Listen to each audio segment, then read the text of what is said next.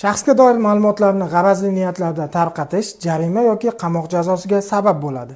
Ijtimoiy tarmoqlar kim uchundir fikrlarni bayon qilish, kim uchundir zarur ma'lumotlarni topish, yana kim uchundir tovlamachilik maydoni.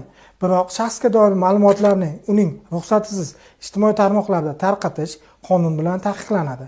Ayniqsa, kimningdir obro'sizlantirishga urinish javobgarlikka sabab bo'ladi. Eslatib o'tamiz, O'zbekiston Respublikasi Jinoyat kodeksining 141-prim 3-moddasida belgilangandek, shaxsning tanasi va jinsiy a'zolarini yalang'och holdagi foto yoki video tasvirlarini o'z ichiga olgan axborotni uning roziligisiz tarqatish, shu jumladan ommaviy axborot vositalarida, telekommunikatsiya tarmoqlarida yoki internet jahon axborot tarmog'ida tarqatish yoxud bunday axborotlarni tarqatish bilan qo'rqitish bazaviy hisoblash miqdorining 400 barovari 132 million so'mdan 600 barovari 198 million so'mgacha miqdorda jarima yoki 360 soat majburiy jamoat ishlarida yoxud 3 yilgacha axloq tuzatish ishlari bilan jazolanadi.